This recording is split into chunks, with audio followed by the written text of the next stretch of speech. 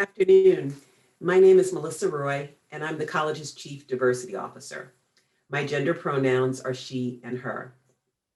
Welcome to Teaching Inclusively and Equitably, meeting the needs of sexual orientation and gender identity minorities.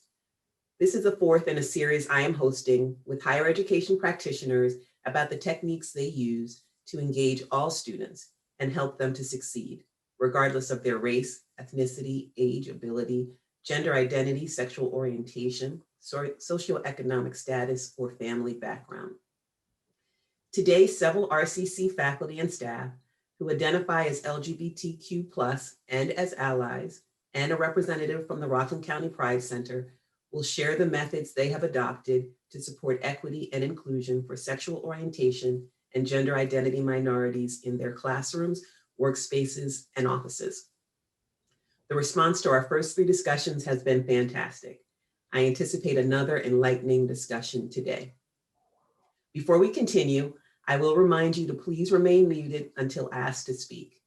We will be sharing a slide presentation during the session. Therefore, we recommend you choose the side-by-side mode from view options in Zoom so that you can see the speaker and the presentation at the same time.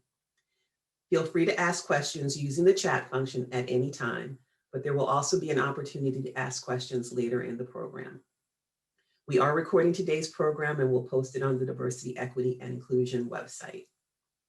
Now I will turn the program over to Dr. Katie Lynch, the chair of the Sam Draper Honors Program and Associate Professor of English, who is serving as the moderator for today's discussion.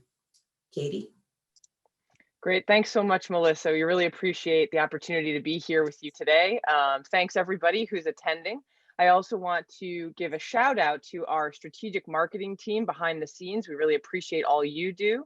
I've got a wonderful panel today, and we also want to acknowledge that this panel is being held in association with Women's History Month, and that committee has been generous enough to allow us to have some events as a part of that month that focus on our LGBTQ+ population. Some of you I know attended the Our Voices panel with students and alumni last week, and thanks again for those who were able to be there. That session was also recorded. So I want to tell you a little bit about the run of play for today, what we're going to do. We're first going to start by introducing our panelists. So each panelist will introduce themselves and how they identify, a little bit about what their role is at RCC or within the community. Then we're going to play a Kahoot. And for those of you who have never done that before, Kahoot is a fun, quick, interactive quiz style activity. All you need to do it is a phone or a different electronic device. It's very easy, and it will get us sort of thinking about the vocabulary that we use in the LGBTQ+ community, which can sometimes be very confusing. Then we're going to talk a little bit more about what are some very specific strategies that we use to help our students who identify as part of this community.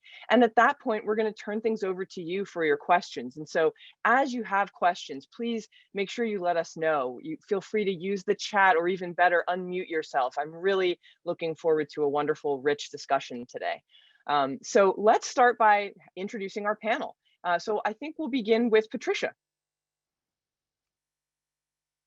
Oh, Patricia, we can't hear you. Or is everybody else having trouble hearing? Patricia, you're muted. There we go. A year in, and I'm still always muted. I am here today as an ally, so thank you for having me. My role is, I have a couple of different roles. I'm an ally first and foremost as an educator, and I'm here because I really want to speak up on behalf of the community to make sure that they have an comfortable environment to learn here at RCC, and also outside to live openly and authentically. And another role, I am a parent of someone who identifies in the LGBT community. So I'm keenly aware of some of the problems, I guess, in education and in life's navigating through life.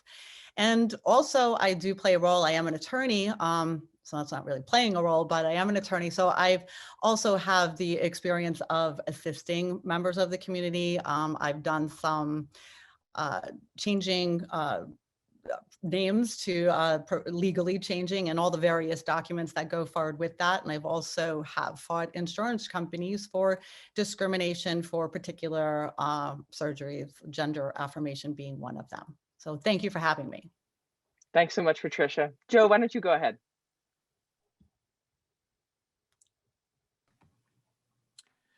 Hi, everyone. My name is Joe Falco. I identify as a gay male. My preferred pronouns are he, him. And I'm the executive director of student success at the college. I oversee the areas of academic, career, and transfer advising, job placement, TRIO student support services, accessibility services, and personal counseling. I also teach as an adjunct in the psychology department. And off campus, I am a licensed marriage and family therapist in private practice.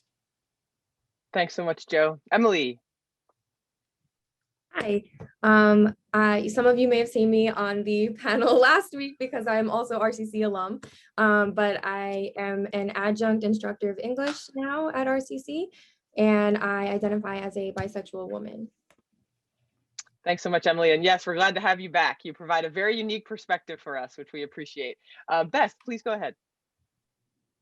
Hi, everybody, and I'm glad to see you all here. My name is Beth Robinson, and I am an assistant professor of communications and media, and I also do a little teaching of speech and multicultural studies. I am lesbian, and I had been married to a same-sex partner, and we have children together. So, and one of my children identifies in the community. The second one might test in the waters. So I come to the place in the classroom of wanting to do what I can to ensure that everyone is able to bring themselves fully into the class and not feel self-conscious about that. And I do make it a point to ask at the beginning of the semester, like pronouns, and also to make sure that when I speak, for instance, about families, that I speak about non-traditional families and examples, and try to incorporate the full language, right, of the full diversity of who we all are into the classroom conversations. So thank you. Thanks, Beth. And Diana. Hi, everybody. My name is Diana Wilkins. I'm the Director of Community Services at the Rockland County Pride Center, which is actually now, we've had a name change. We're the Phyllis B. Frank Pride Center of Rockland County, but you can always say Rockland Pride Center, as I just did. And we're happy to be here. I want to apologize. I only had an hour in my calendar for this, and I have an important 4 o'clock meeting that I can't miss. So I will be with you for 1 hour. So sorry about that. But the Pride Center offers support services, medical advocacy, when we can safely gather again, events like potlucks and movie screenings. We run 9 support groups a month, all virtual. We have a youth program that meets and a young adult program. Wonderful. And thanks so much. Please don't worry. When you have to leave, that's okay. We just appreciate that you were able to give us an hour of your time today. So as I mentioned, everyone, we are going to start things off by doing a Kahoot in just a moment. And this is just a good sort of level setting, a little bit of baseline knowledge. I'm going to ask you to direct your phones. If you've got a phone with you or a tablet, you can direct your browser to kahoot.it. If you have the Kahoot app, you can also use that. And I'll be sharing my screen. And on that screen, there will be a pin. That pin is a series of numbers. All you need to do to enter the Kahoot is to essentially type the pin in or copy the pin into kahoot.it. When you join, you're welcome to use any name you wish or some emojis, just as long as it's not vulgar. And I'm giving you the same rules as I use for my class. So you can do whatever you want as long as it's not vulgar. And so sometimes students will actually type the name not vulgar just to be cheeky. And if you want to do that as well, that's absolutely fine. I am going to use the sound because I find that everybody always wants the Kahoot sound. So here we go, everyone. In just a moment, we will have our Kahoot ready. I'm excited. Okay. And we're waiting for the pin. Oh, you know what I didn't do? I didn't share with the sound. That's okay. We'll live without the sound. So you can type that pin in. I'm going to put it in the chat. Okay, as well. And I'm looking forward to seeing you all joining us here. Oh, good. Suzanne is in. Welcome, everyone.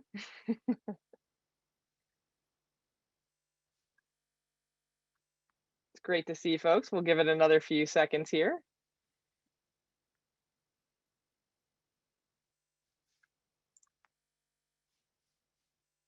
Excellent. Oh, Happy is here. I'm glad to see you're happy. That's wonderful. I find my students always do some really clever things with emojis, but I've rarely managed to do that. We'll give it another few seconds just to see if anyone else would like to join us. Oh, there we go, Matt. Well done. Well done. I appreciate you.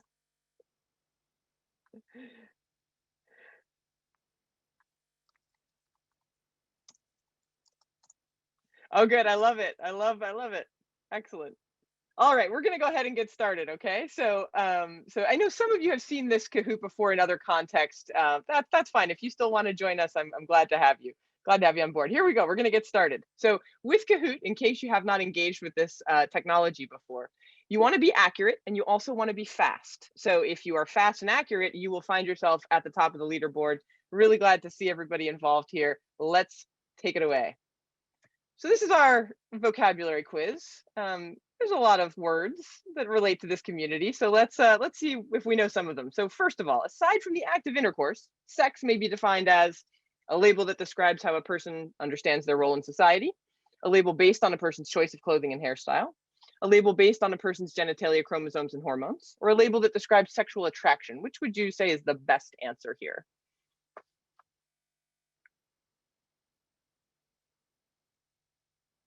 Okay, excellent. So well done, everybody who answered got this correct.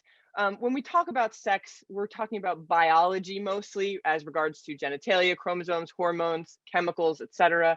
Often we talk about sex assigned at birth. So when someone is born, what are they assigned? And we're going to see how that word intersects with a whole bunch of other terminology in just a few moments.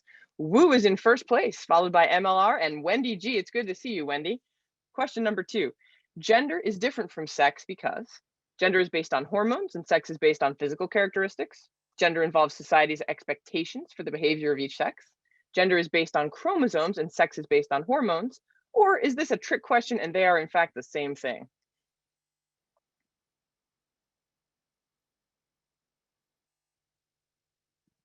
Okay, excellent. So the really key part here is that gender involves the expectations of society. When we think about gender, we're adding society into the mix. It's not just biology, and that's a very important distinction to make. Okay, and we'll continue to talk about that today, and we'll have plenty of debates in the future, I'm sure. All right, Wendy G is in the lead. Here we go. Number 3.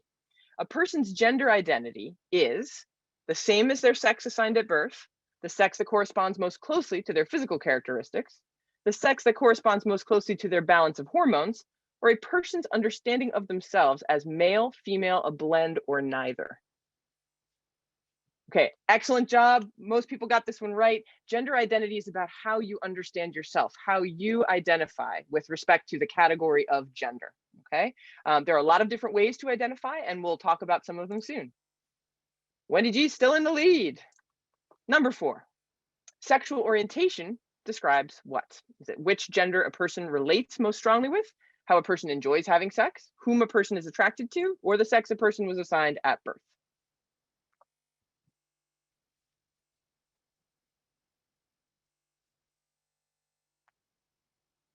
Okay, fantastic. Sexual orientation is about whom you're attracted to. To describe it the way I did for my son when he was 7, who do you want to kiss? Right? That's what it really boils down to. Excellent. MLR is on fire. I love it. Well done. Answer streak of 4. Number 5. Someone who has a gender that is different from the sex assigned to them at birth may identify as what? Transgender, lesbian, gay, bisexual. Which word may someone who has a gender that is different from the sex assigned to them at birth?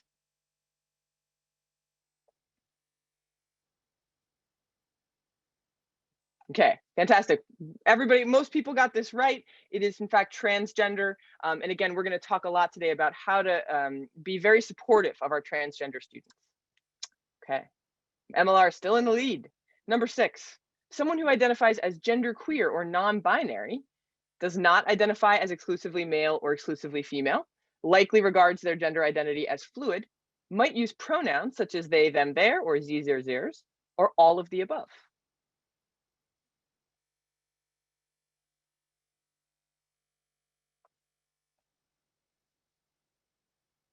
Okay, excellent. All of the above. So, this is every person is going to define genderqueer or non-binary a little bit differently. That at least has been true in my experience. But these are some of the most common ways of defining those two words. And I'm finding a lot of our students more and more are identifying in this way. So it's really important to know this particular kind of information.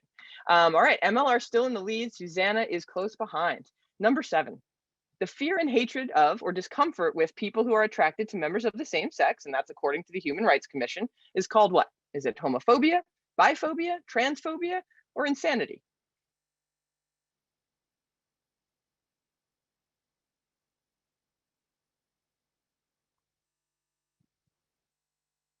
Okay, very good. Homophobia. Okay, excellent. We all know what that means. That's good.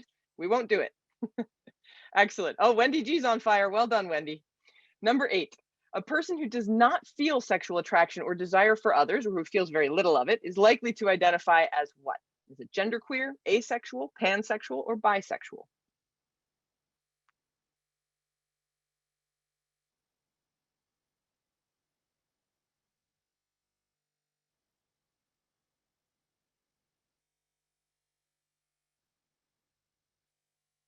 Okay, fantastic. So correct, the answer is asexual.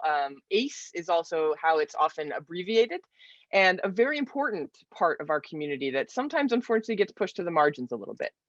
All right, MLR doing great. Here we go, 9 out of 10. So number 9, a person born with genitalia and or chromosomes that don't fit typical notions of male and female is what?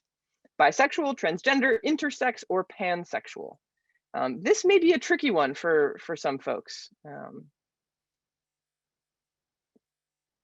It's okay. One of our RCC faculty members gave a presentation about this a few years ago, back when we could gather in person. Excellent. So the answer is intersex. This is a very interesting part of our community.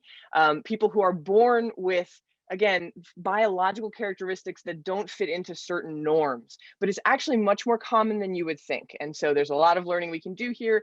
The professor whom I was acknowledging there was Andrew Jacobs, who gave a great presentation about this a few years ago in the Ellipse, if we remember having presentations in the Ellipse. Well done, MLR. Number 10, let's see who wins. Which organization supports LGBTQ+ IA individuals by offering information, workshops, and counseling?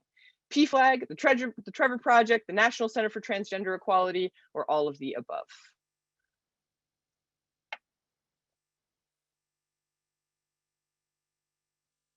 Okay, wonderful. All of the above, okay? All of those organizations are gonna assist in that wonderful work. And of course, we also have Diana, our representative from the Pride Center close to home, and we appreciate the Pride Center very much and its wonderful work.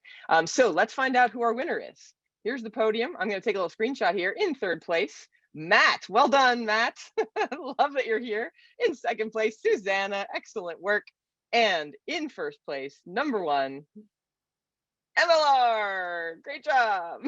And MLR, I'm guessing, is that Melissa. Happy, and the awesome, hand thing is I don't know what that means, is going to be our runners up. So I'm going to stop sharing now. Great work, everybody. I'm sorry I forgot to share the sound. My students would have killed me for not sharing the sound. But, we all make mistakes. Okay, so hopefully that was, interesting and useful. I think a lot of us were on the same page here, but if you have any questions, we can of course work on answering some of those today. What I want to do now is I want to turn to our panelists. Now that we've sort of got that baseline knowledge about some of the more important vocabulary terms around this community, how do we as teachers, advisors, mentors, wonderful community organizers and people who offer support services in the community, how do we support our students at RCC and those whom we work with outside of RCC? So I'd love to open that up to anybody who wants to start. What specific strategies do you use? For example, I know Beth was already talking about some strategies that she uses in the classroom about making sure that all kinds of families feel valued and validated. What other strategies do you all use? I'd like to say the first thing that comes to mind is attending the events that you held last week. That was so informative, and it really came directly from students, them telling us what they needed. Great. I'm really glad that was helpful. And again, thanks to Melissa and Strategic Marketing and the Women's History Month, organization or the committee to allow us to have that event. That event was recorded, and it will be it's going to be made available, so anyone who missed it will be able to hear our students' perspectives. Really important. Yeah. What strategies do you all use, panelists? So at the Pride Center, we've done a few things in the past. Before pre-COVID, we did a very large survey that we distributed at Pride Sunday in Haverstraw 2 years ago. And we got to that was the first of its kind that we ever did. And we got to gauge kind of not only who was representing Rockland County, who attended, but also what people wanted. Out of that, we developed 3 advisory councils. So we have a trans non-binary advisory council, we have a BIPOC, Black, Indigenous, People of Color advisory council, and a youth advisory council. And those councils meet once a month and talk about things that not only we're doing as an organization, like events and trainings and things like that, but also talk about what the communities are telling them that they want to see. The participants in the councils are paid for their time, so they do receive an honorarium, so we're not utilizing furtherly marginalized people's time in a way that is not being compensated. And then we really just look at not only what we want to do, but also what people's needs are. So we started using the tagline, community care equals community power. So just listening to folks and saying, okay, what do you need? What can we do? And that's kind of shifted a lot during COVID and the pandemic in itself. We're still fully remote. We're only open in the building if somebody needs to utilize the community market that we've opened since last March, which was a huge strategy implementation. People were saying, I don't have access to food. Food insecurity was at an all-time high, as we all know. And we had to make a decision very quickly, what were we going to do? And of course, we were going to try to get people food in a very safe and quick fashion. And so now we have the market, which is completely taken down. If you've ever been in the Pride Center, completely taken over the first floor. The whole first floor is now just like a grocery store where you can come and shop safely. We also deliver to people. So just, listening to what people need and trying to implement those needs into whether it be, training, programming, leadership strategies, all that. That's wonderful. Thank you for sharing that update about, all the services you're able to provide. And I think you mentioned the word listening a lot, right? And that does seem to be key here, no matter who we are and how we're working with students, to really listen and hear what they have to say and what they need, and then find the tools that we can use to support them. So that's just wonderful. Anyone else want to tackle this particular question about what are the specific strategies that you use in working with LGBTQ plus students, people? Go ahead, Joe. Yeah, I was just going to add that in the classroom, when I'm teaching and where students are taking an exam, or we're looking at case studies, or I'm bringing up examples, I will bring up examples that are LGBTQ plus specific, meaning, 2 males who are purchasing a home together. That will be the situation that I'll create. Or, using language such as, spouse as opposed to husband, wife kind of thing. And for some students, it's the first time they're hearing something like that. So like, wait a minute, what did you just say? But it gives that visibility, it gives that exposure, so it starts to normalize it for students. Another thing I do is I like to, whether it be in the classroom or even as an administrator, is modeling that you can identify within the LGBTQ plus community and be successful. You can make something of yourself. And so I take pride in that, That's one of the reasons why I'm out to colleagues, I'm out to students, because I want to normalize it. So like at staff meetings, if I'm talking with other administrators, and it could be senior administrators, it could be my peers, it could be faculty members or students, I will talk about my now spouse, who we just got married this past month. But I'll talk about, it was my fiance who is a man. Like I was comfortable sharing that reality. And so I think it's really just, it's contributing to the visibility piece, which is going to help students, thank you, Monica, which is going to help students to feel more comfortable and safer on our campus. You know, that modeling is so important. You know, I actually heard from some of our students after last week's panel, it really does make a difference to see people who are like you, who are successful. And we may feel on a day-to-day basis busy, stressed, right, overwhelmed. Those are words that come to mind. But what we're modeling is, you know, is success and is flourishing in the world, and that is so important. And you know, helping our students find those people on our campus, within our communities, is so important. Thank you so much for sharing that. Sure. What other perspectives? You know, What other strategies? Go ahead. I also want to add that sometimes in my classroom, I almost feel like I make myself bait, right?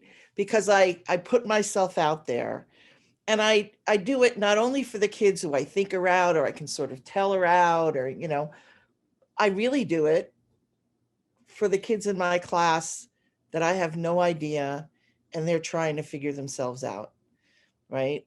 Because I want them to hear me engage in conversation with students maybe who are getting comfortable in their own skin, even if they aren't yet, that you can have open, positive, happy banter that is appropriate to the classroom and the subject at hand. And you can invite them to the table, as it were. And you know, I try to end conversations with, no, listen, if any of you have any questions, feel free to ask me. And if you don't want to ask me in front of the class, find me outside of class, or shoot me a note, and we'll pick a time, and we'll catch up, we'll meet up, we'll get a cup of coffee, and we'll have that conversation.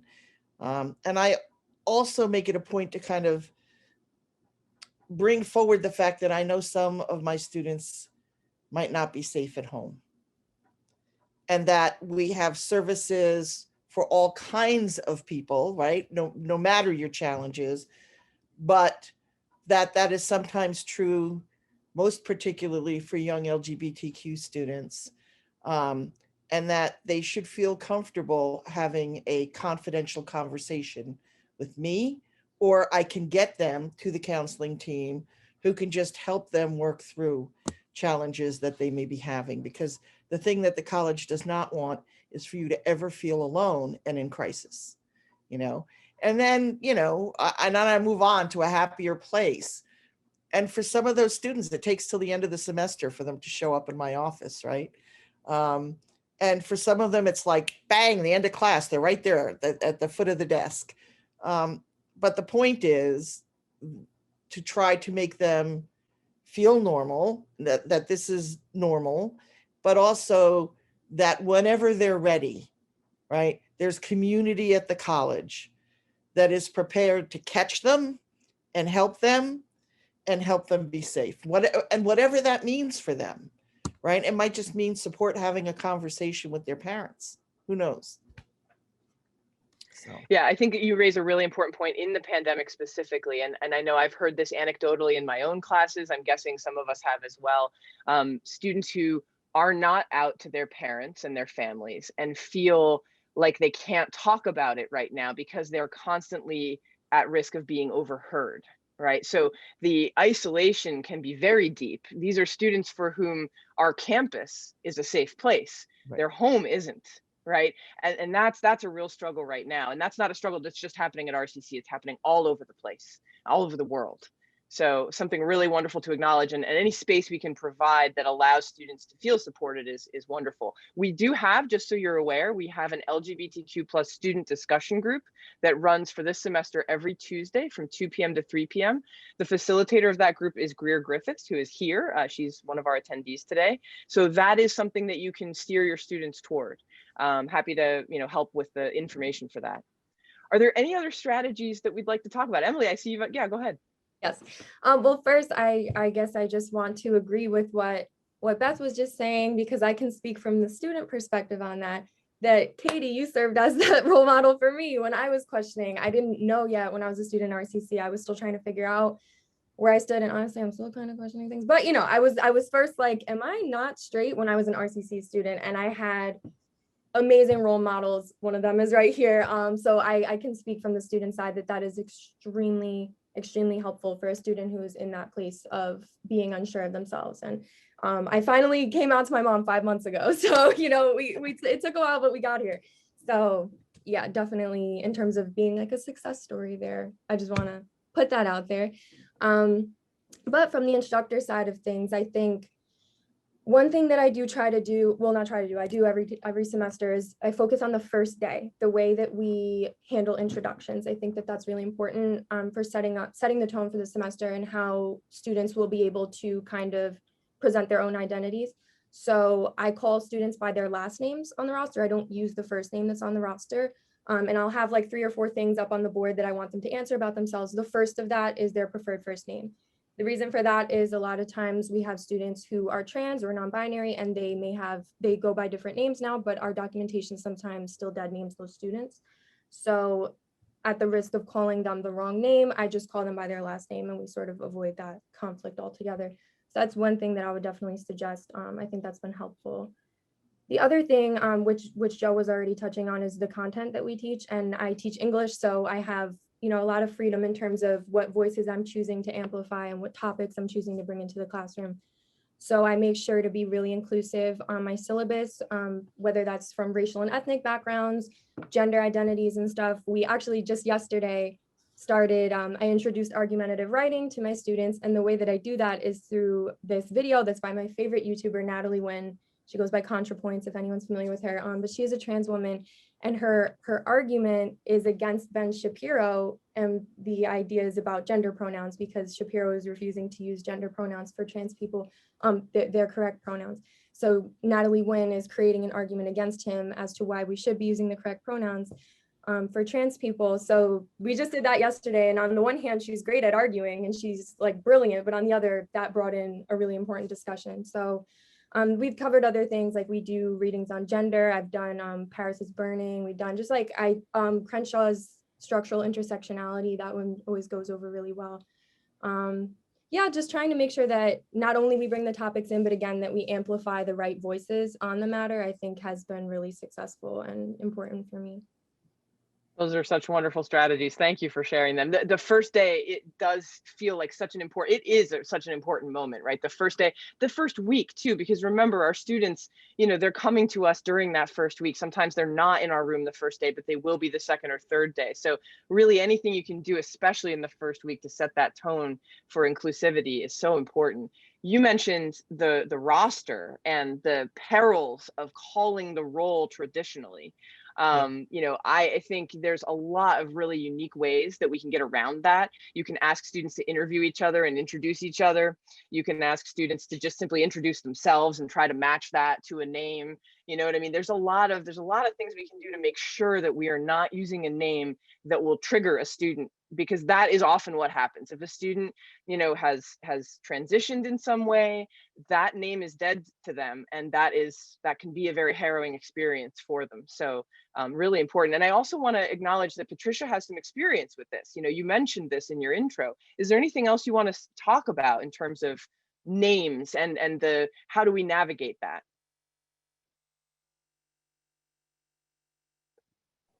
I'm unmuted.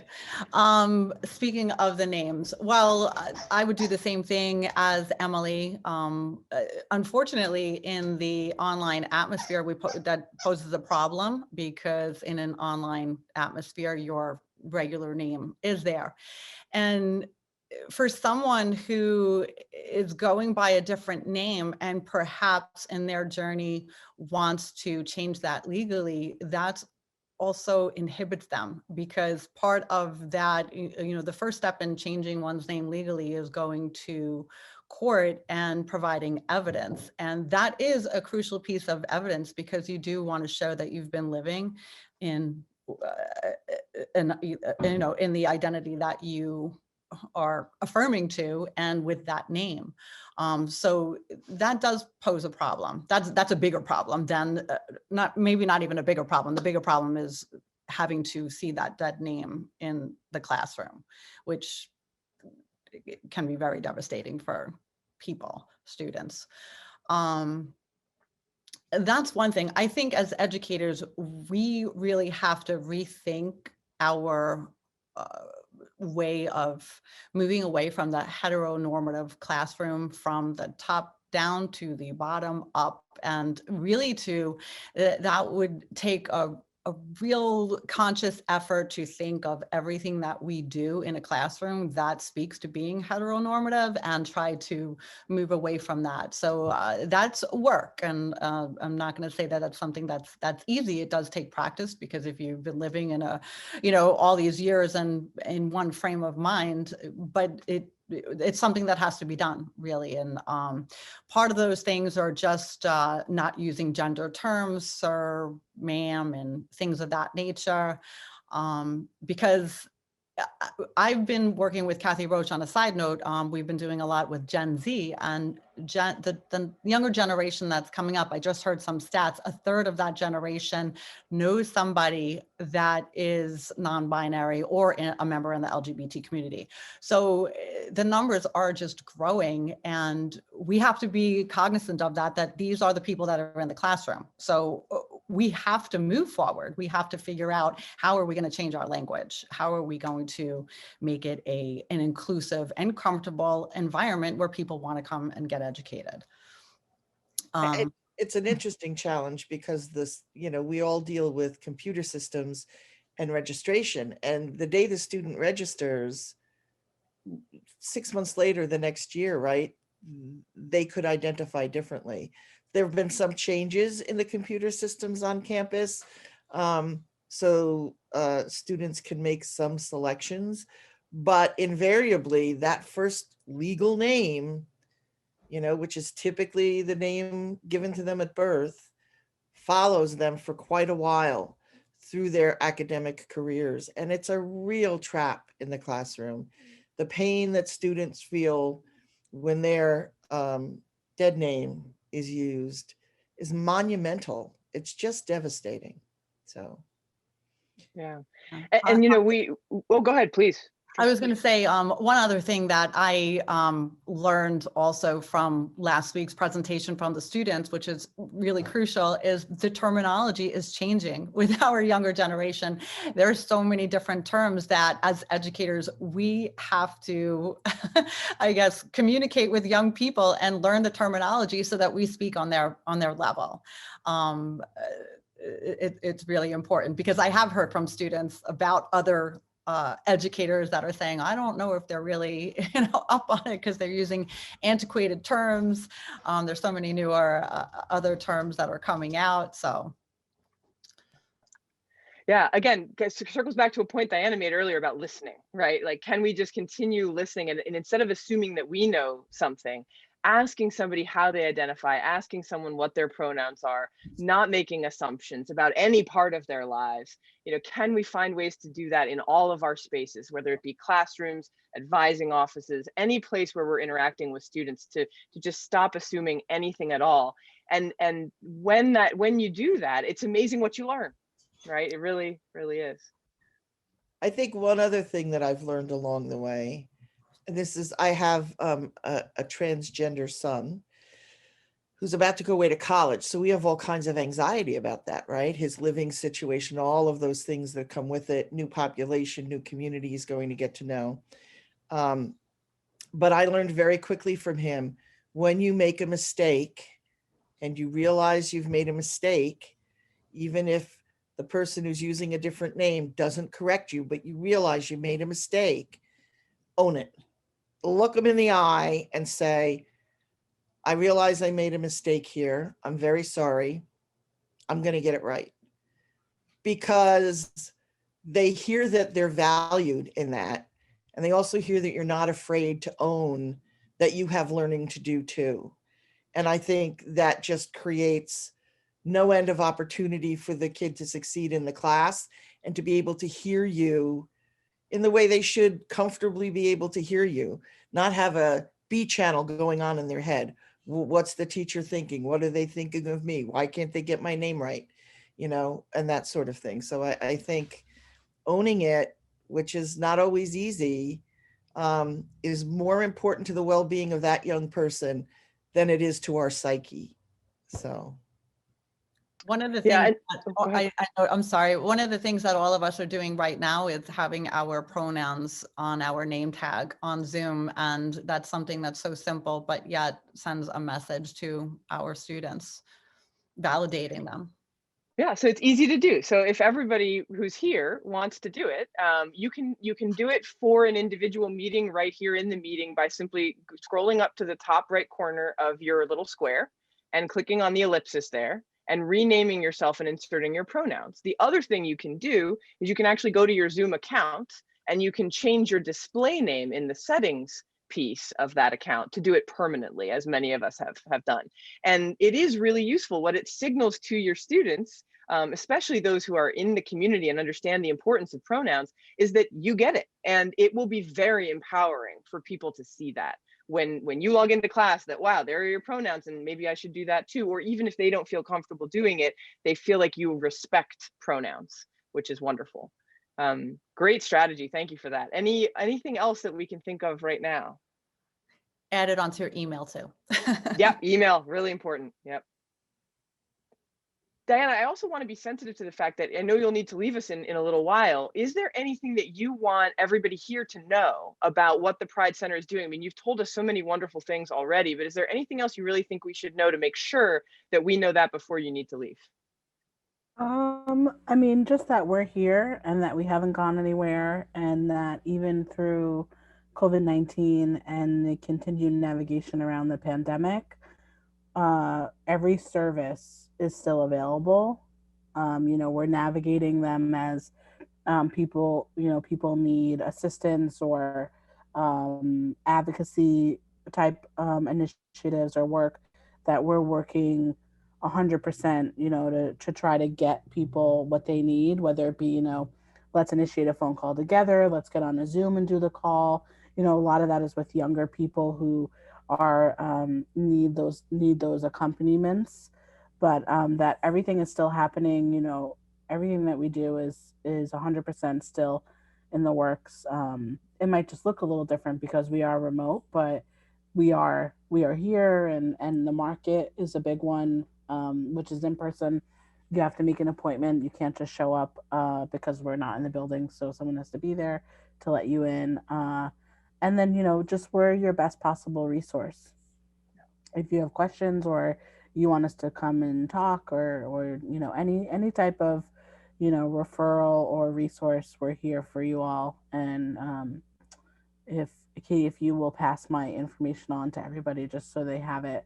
And yeah, and then I should have said in the intro that in my other hat, I do teach. So I teach college English at Dominican College and at Ramapo College in New Jersey, both remotely now, even though Dominican is back in person.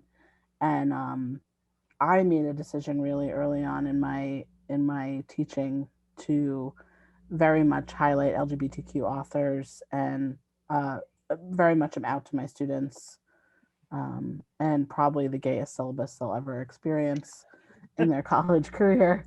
But it was a decision, and I don't say that lightly also, because it was definitely a strategy and something that I thought about for a long time before really, deciding, okay, like I'm only going to teach queer writers, because it could, backfire on me and my job. But I did feel like it was solid and good to do that. So I also asked my students how they want to be addressed. In the first session, I have my students introduce themselves, And even on the Zoom, it's nice because then I get to see them and hear them, and not just in the chat box, which is, I'll echo whoever said that before. It's so complicated to not only monitor a chat box and teach at the same time, but it encourages them to speak. So it's an interesting way to navigate the world, but I think what we do in person can easily be transferable onto a virtual space and still be affirming and uplifting and give space for specifically LGBTQ students and what they need. Such a great point. You know, I think a tool like Zoom is, or Google Meet even to a certain extent, is useful. Where I start to worry a little bit is actually Blackboard Collaborate, which I used in the fall 2020 and spring 2020 semesters, but that's pulling the name directly from Blackboard, which means that if the name is not right in Blackboard, then you know it's not going to be right when they're posting discussions, when they're interacting in class, and that's really hard. So to me, that was one of the other reasons to switch over to Zoom. Does anybody have thoughts on the technology there specifically? Well, you remember, Katie, when I had a student that had that problem and came to me, and unfortunately he left. Yeah, because of that. Yeah, and that's really hard, right? Like, what can we do to help what I know is a very supportive college? We've got a wonderful group here. We've got so many colleagues who can't be here who are supportive, but how can we make our institution, our systems, more and more supportive for our students? Something to continue to work on. Yeah. So what we're going to do now, I have a few slides that I've prepared that I want to run through about some more strategies. And then I want to open things up to our wonderful audience and get your perspectives, hear your questions, also get your perspectives on strategies themselves and any strategies that you use that you think are particularly efficacious in the classroom, any questions that you have. But let's just take a quick look at some of these strategies. Happy to answer any questions about them, or if there are any disagreements, happy to hear that. We don't all agree sometimes on what the best situation or the best strategy is to use when we're trying to be as supportive as possible. So first thing on my list here, no matter how a person presents, how they look, try not to make any assumptions about their gender or sexuality. That's really important. We have a lot of jokes about gaydar, and one could ask whether it really exists or not. But it's best not to assume. That's how we get into trouble. The old adage about assuming is true. If you are teaching, again, and we talked about this a lot, try not to assume that the name on the roster is the preferred name of that person. There have been a lot of great strategies for finding other ways to take attendance. I have a Google form survey that I'll show after this that allows students to privately tell their pronouns. I think that's important because if you're asking a student to publicly tell their pronouns, you may be asking a student to out themselves, and they may not feel comfortable outing themselves. So, it's important, I think, to provide private opportunities for students to tell us how they'd like to be addressed in case they're not wanting to share that information publicly with everybody in the room. If you can, let go of the idea, please, that male and female are the only possible options for sex and gender. There are so many people, especially within Gen Z now, that identify as genderqueer, trans, or non-binary. Those are very powerful categories for a lot of people in the world. And it's really important that we not just separate things into two silos or boxes. When you're teaching or facilitating groups or running meetings, feel free to ask about which pronouns participants want to use. And, we talk about preferred pronouns. I actually recently read an article that suggested that we shouldn't use preferred pronouns, that we should simply use pronouns. What are your pronouns? Because for many people, their pronouns isn't a matter of preference. It's a deep matter of identity, right? They're not preferring to use a pronoun. That's the pronoun they identify with. And so I personally have tried to get away from saying preferred pronouns and instead just asking, what are your pronouns? Again, labeling them on Zoom in a very easy manner is a simple way to just make that happen without even having to ask. Patricia mentioned this point, and I'm going to beg you, because as someone who gets misgendered all the time, please avoid using gendered words like sir and ma'am. It's not necessary. You can be polite without using those words. And, it doesn't, for some people, it's a cause of great anxiety. I would say for me personally, it's a cause of minor anxiety. I more just get worried that the person is going to feel uncomfortable when they realize that they've perhaps misgendered me. But a lot of people feel very, very self-conscious about this, and it leads to a deep anxiety. And it's very simple to just let these words go. Try not to use heteronormative language. I know we had that comment come up a few times. So for example, as Joe mentioned, instead of assuming that a man has a wife or a woman has a husband, you can talk about two men buying a house together, or, you know, just use the word spouse. It's so liberating for students who are LGBTQ plus to hear spouse instead of automatically, going to the heteronormative assumption. When you know you're working with someone transgender, please do not refer to that person's so-called real gender or sex or name. For that person, for the trans person, that name is dead, and so is that gender.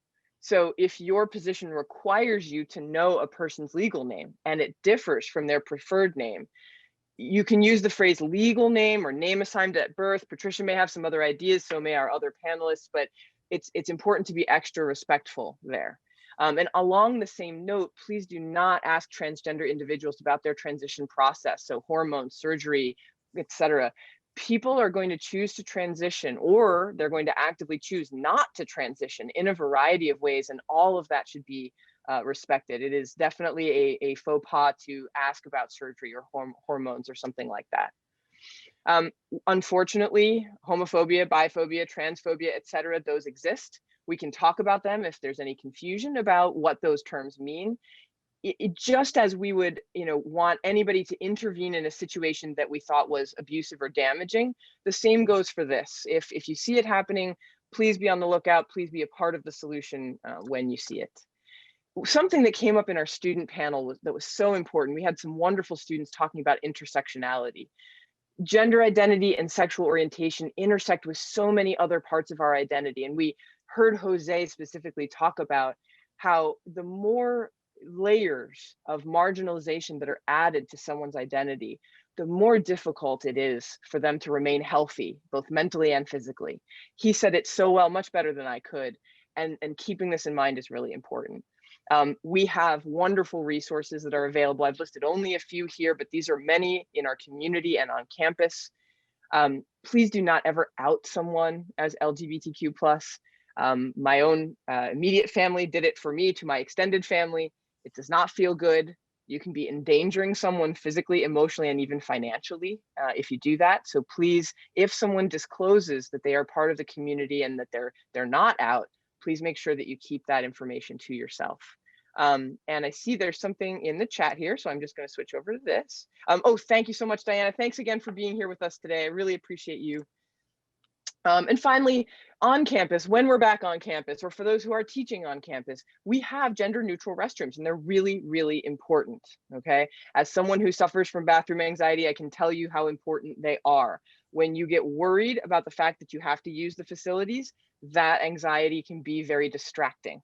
And so we have a lot of them now, fortunately. We have one in the field house, on the second floor of the Union, on the first floor of Act 1. So they're pretty well distributed. And off campus, please, of course, be sensitive to individuals' bathroom anxiety. So those are just a few strategies. What I would love to do is to open it up now to questions, comments, other strategies from our wonderful audience. What's on your mind? Let's get a great conversation going. Feel free to unmute or to put something in the chat.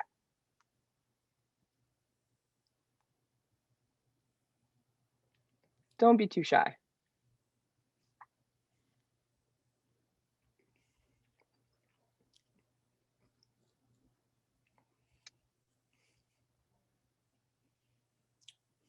So I know sometimes it takes a while for folks to think of a question, to type it into the chat if you want. Does anybody want to unmute? You can raise your hand, or you can just simply unmute and ask us something, or offer a comment, a strategy that you've used. In the meantime, I promised you, oh, please, go ahead. This is Eileen. I'm coming in on my phone. Hi, Eileen. So, yeah, Eileen McAvery. I have a question about global perspective. So as you know, I like to do coils and global solutions and all that. And I did, this has been a great presentation, and I got some tips, not that I know it all.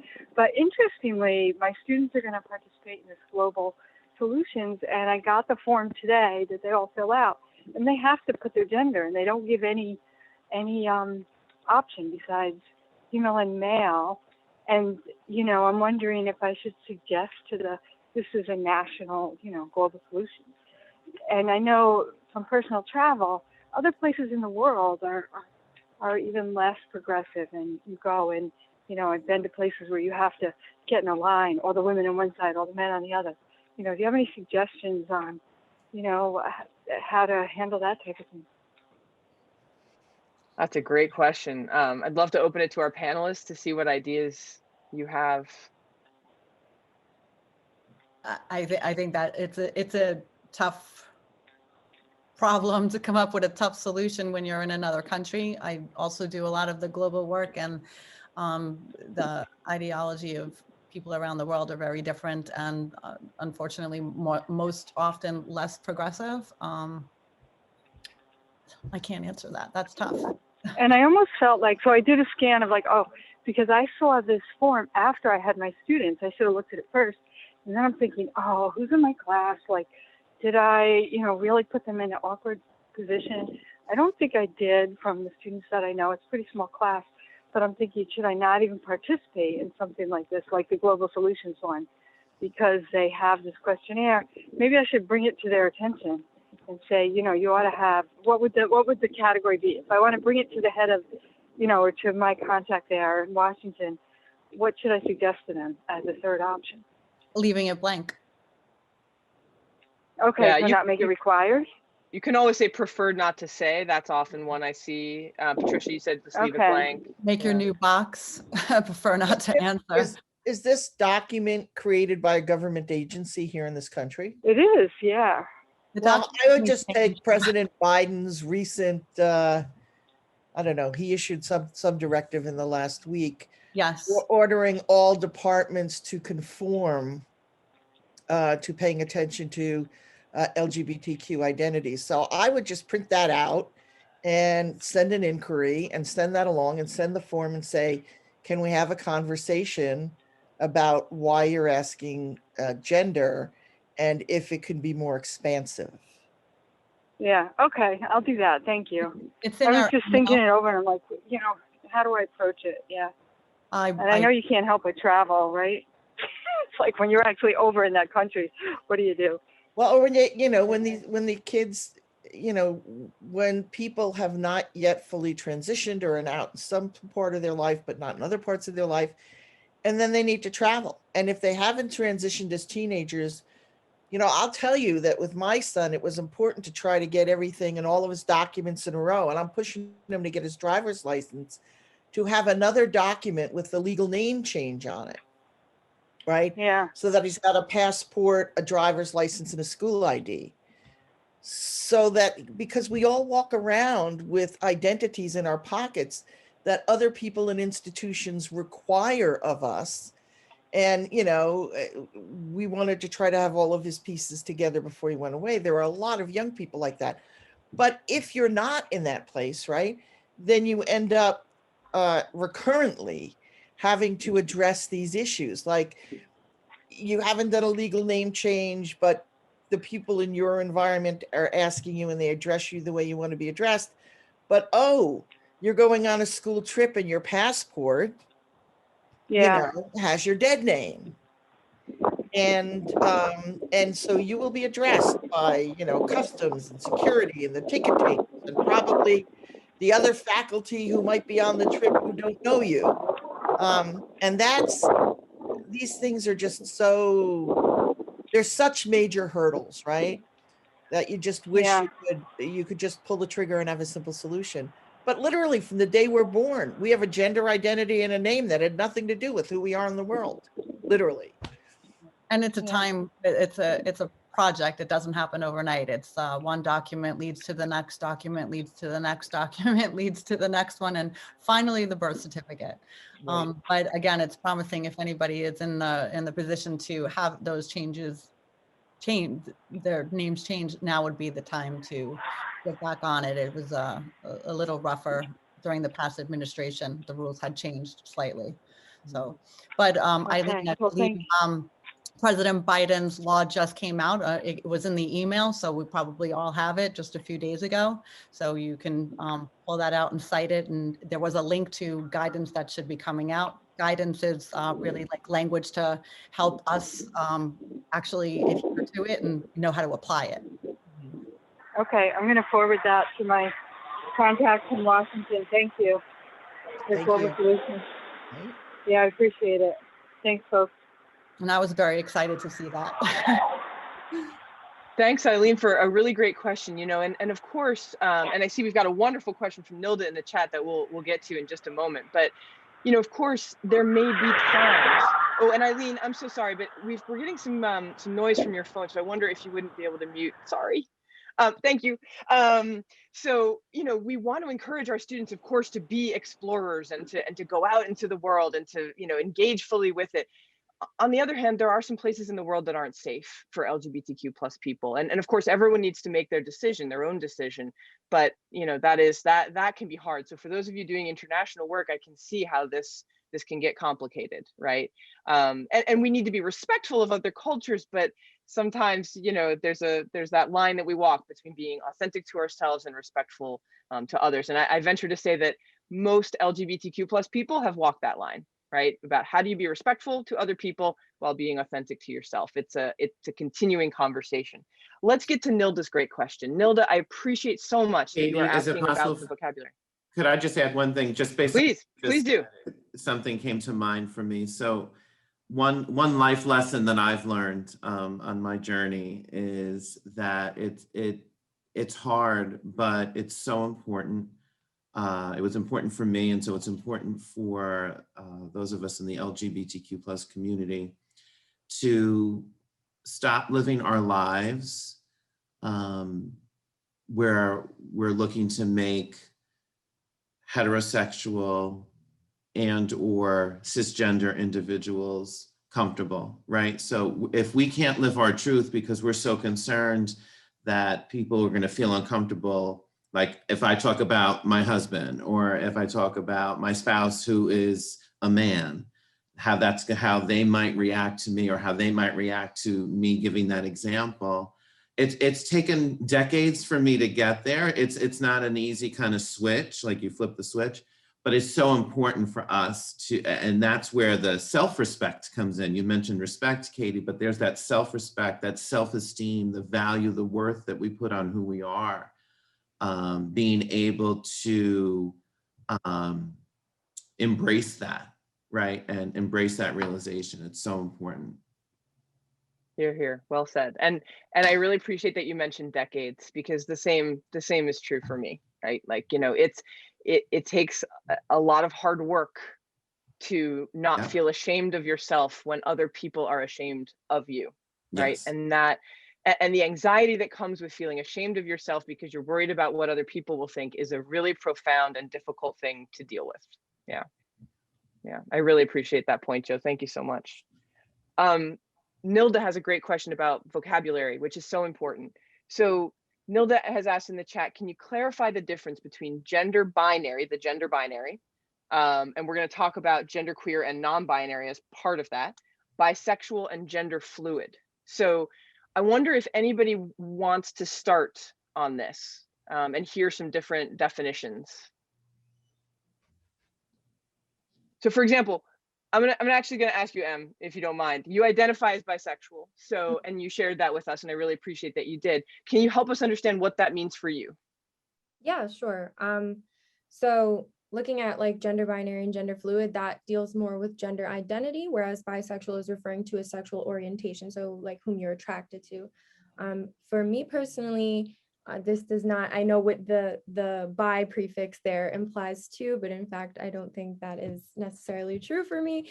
I could be attracted to a woman, it could be a man, it could be a trans woman or man, it could be a non-binary person, gender fluid, etc. So I do find that I could be attracted to someone of any gender, which does get a little bit messy sometimes with pansexual, which is also someone who can be attracted to someone of any gender. The distinction, the way that I understand it, is pansexual orientation is almost like you're attracted to someone regardless of their gender, Whereas I see someone's gender and I might be attracted to certain facets of them differently based on their gender, but I could be attracted to them regardless.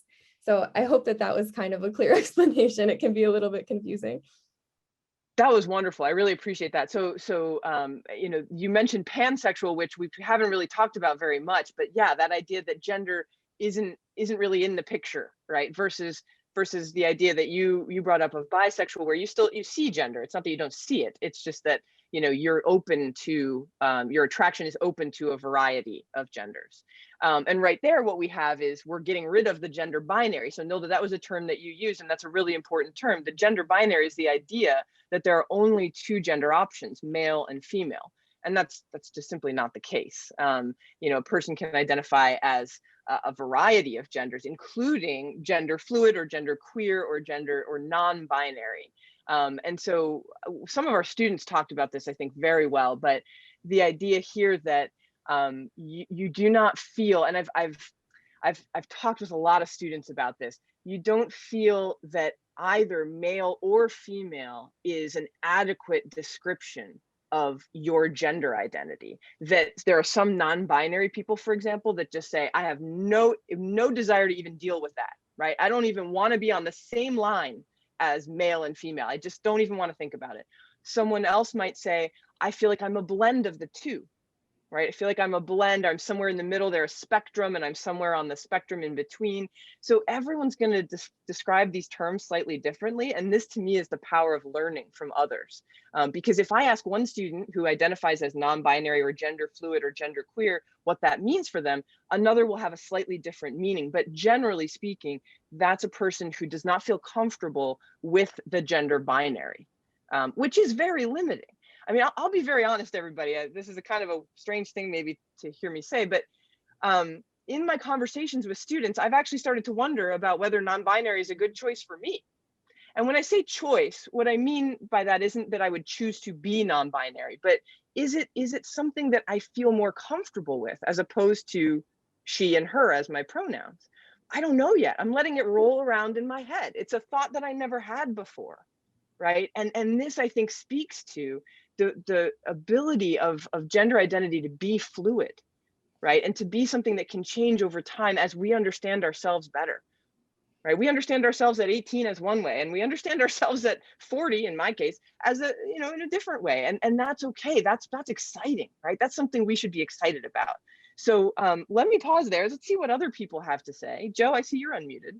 Yeah, I just wanted to add, and Emily, thank you for, you know, sharing your personal story. The importance here of what both of you are saying is that it's up to Emily and it's up to Katie to self-identify. It's not up to me or anyone else on the call or anyone else in the world to say, oh, so then you're not bi, you're really this, right? It's for us to have our own individual identity. And that's not why, one of the reasons why it's so important for us when we're in the classroom or we're in our offices, that we don't just make assumptions about the student that is before us, because it's up to them how they identify. And it doesn't have to make sense, quote unquote, to us. It's how they're feeling and what they're experiencing in their identity at the moment. And what they say today could be different tomorrow. It could be different a year from now, a decade from now. And that's okay, right? So that's that, you know, affirming and really appreciating each other for who we are and how we identify, but it's up to us to self-identify. Well said, thank you. Yeah. I just want to add that I think part of what we're experiencing is generational, right? I have a peer of my mother's, who's her cousin, who is 93, who's lesbian, probably has never spoken the words, lived with women recurrently throughout her life, right? So when I came out as lesbian, I said to my mother, I said, why didn't you tell me Rachel Ann was lesbian? She said, because Rachel Ann never said she was lesbian, because what words do people use? And a lot of that is like pop culture and what you were raised with, right? My mother's generation was raised with Hollywood in the 40s and 50s, right? Then we have gay people starting to come out in the late 50s, 60s, and 70s, right? that was a whole different kind of conversation. Then in the 80s, we have AIDS. And so the conversation is explosive, but still very binary. You're gay or you're straight, right? Now we have kids growing up from the time they're 8 years old in cosplay and virtual reality, where they can be an animal, they could be a dragon, they can be a person, they can be mixed genders, they can be whatever they want to be. And they can experience all of those things and play with themselves and identity, and they do, in ways that my generation never did, wouldn't have thought to, right? Wouldn't have thought to. And so I think too, to some degree, our identities and the language we have for them and the permission we've given ourselves to explore who we are. And I think that that's really hard because we all grow up in boxes in some way. Giving yourself permission is not without risk, right? Is rooted in the popular culture of the time, and it's rooted in the traditional histories of our parents, whether that's their belief systems or the culture. And so those two things are like echo chambers in each of our lives in every recurrent generation. And it's fascinating to see. Sometimes I think how we identify ourselves is rooted in the past and not really in the present, right? So it's fascinating. Is. Let's talk for a minute about the word queer, because what happened last week is that one of our students identified as queer. And great, right? I love the word queer personally. I think it's very fluid. It's very, it's very open, and I really appreciate that fluidity. However, there was a person who reached out to me afterward and said that they were shocked by the use of that word. As a positive, as having a positive association. This is a loaded word for many people. For many people, it's seen as derogatory, as an insult. But yet, especially those who are younger in the community have started to reclaim it in a very powerful way. What do we think about this? And I'd love to hear about from our audience as well, if you have any, what your associations are, if you worry about that word. It's a word, by the way, that I've been avoiding today. I don't know if you noticed that. I've been avoiding it very purposefully until now, because I know that it was concerning to one of our attendees last time. But yet for so many of our other members of our community, it's very empowering. So I'd love to hear some thoughts on that from our panelists and from our audience. I actually was going to raise that question today, because I think one of the strategies that I'd like faculty to always keep in mind is how important it is to challenge any sort of homophobic comments that are shared in the classroom, and to immediately identify them as unacceptable. I do think that's really important for us to create a safe space for people on campus. Yet, if there are words that some people embrace as positives and others think have negative connotations, it does raise a bit of a question. And so, I was going to ask you to please address the use of queer, which obviously some people, definitely, as you said, in a younger generations, absolutely are reclaiming that word. And yet people in other generations may still think it is troubling. My experience has always been that it was a negative word, but I certainly understand that that people are thinking about it differently now. Emily, please. I think in the case of queer, it is a really good example of what Joe was talking about before, about allowing the person to identify themselves, like, because it does have that. I mean, regardless, we shouldn't be identifying anyone without them doing it themselves. But particularly in the case of queer, because we know it has that derogatory history, you never want to assume someone is queer or call them queer. That's one of those words that is a self-proclaimed identity. And I think it just speaks to that nicely, where if someone tells you they identify as queer, then that's what you follow, but you wouldn't walk around like calling someone a queer, for example, the way we've seen it used so poorly in the past.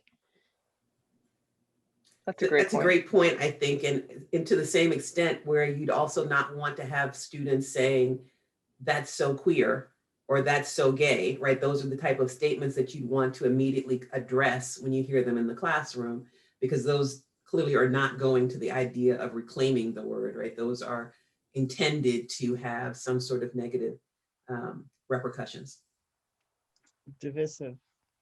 Yeah. That's a great point, Melissa. When a word is clearly pejorative in its intent, right, then it's time to shut that down in class. Yeah, I'll have to say, in my 10 years at RCC, it only happened once. It was in my first year, and students were doing group work, and one of them said, "That's so gay," and I said, "Really? Like, come on!"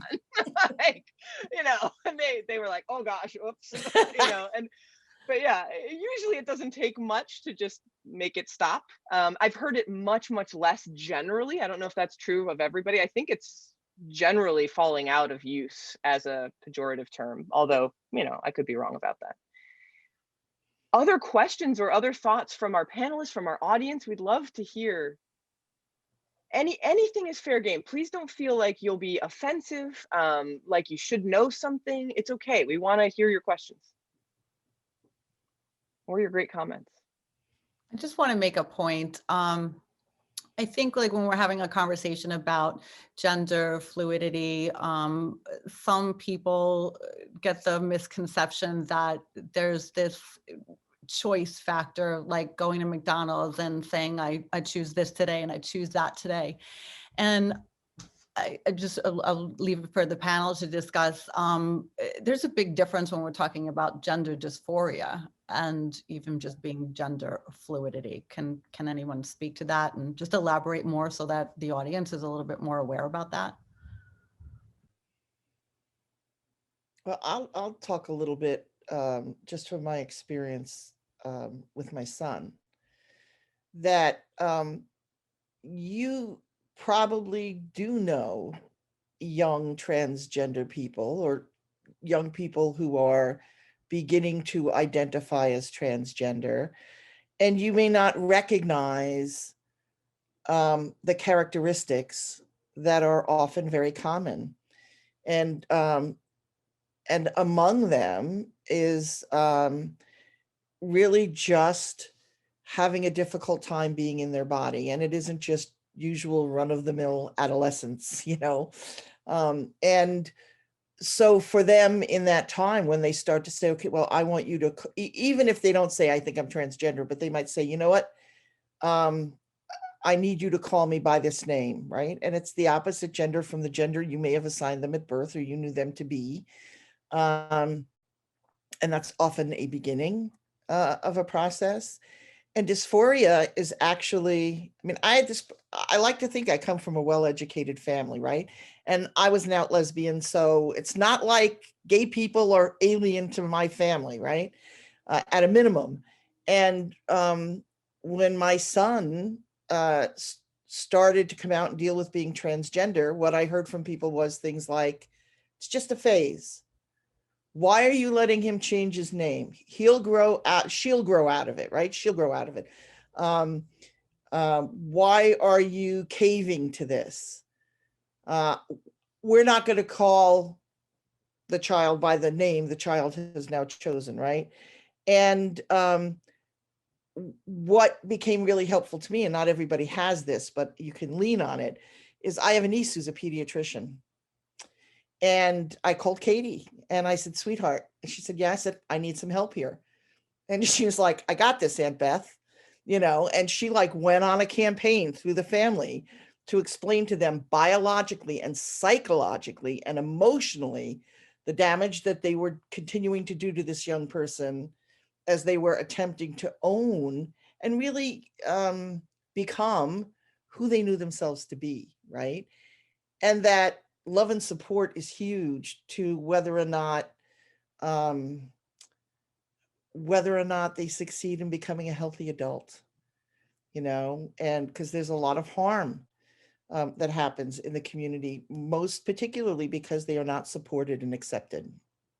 And so I would encourage people to do research, when someone says to you that they're transgender, that it is not like the flavor of the month, like Patricia said, and it is not, I'm trying this on for size.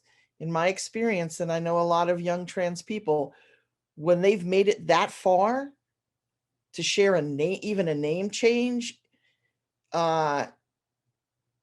are so far out there and so far at risk that, that it's incumbent on all of us, I think, as human beings to get the net out, get your arms out, and follow them around like this and just make sure they are safe and well and they're surrounded by caring people. And then you go on this massive campaign. I'm still on the campaign. I'll be on this campaign till the day I die, of educating people about resources for young trans people. And that, you know, you know what, when I was younger and I was coming out to my family, my mother actually said to me, are you sure? And I said, yeah, I'm pretty sure. She's like, maybe you just haven't met the right guy yet. And I said, I've met a few guys. She said, maybe you haven't slept with the right guy yet. I said, you're my mother.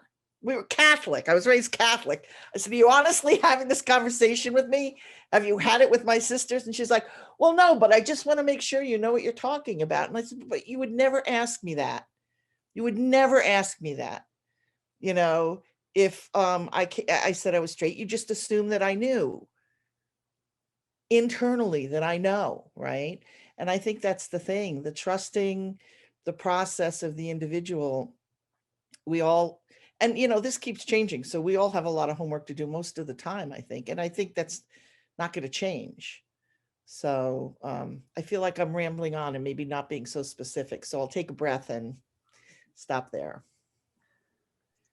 Beth, I appreciate that. You make some really important points, and you know, I'm so glad that your son has you, and you know, other members of your family and your community who are being supportive. I mean, I think, you know, underneath your question is, whom does it hurt to call someone by the name they want? It doesn't hurt anybody.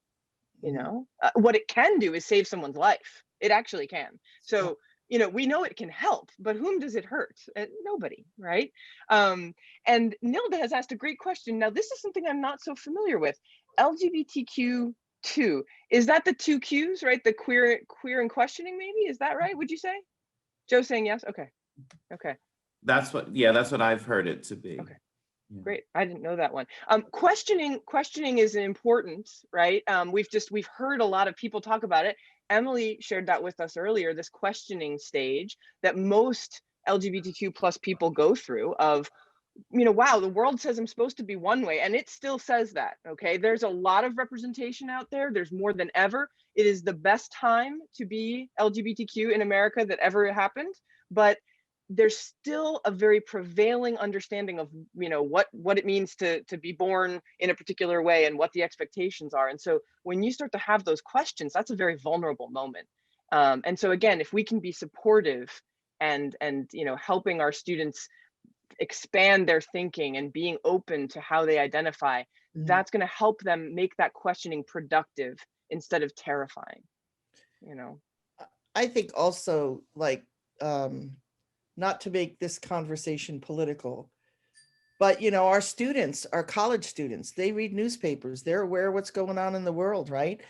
And just last week, I think it was the state of Georgia, it was one of the southern states, passed a law making it a felony for any medical person to treat a minor, Alabama, with hormones, right? Or to treat them for gender identity disorder or for gender dysphoria.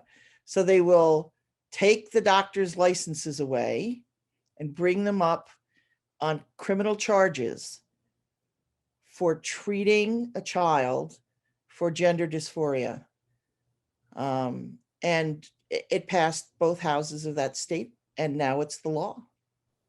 Yeah, it's in the state of Alabama, and the educators also have a duty to tell the parents if they suspect a student is displaying any signs of gender identity. So basically they have to out their students to the parents.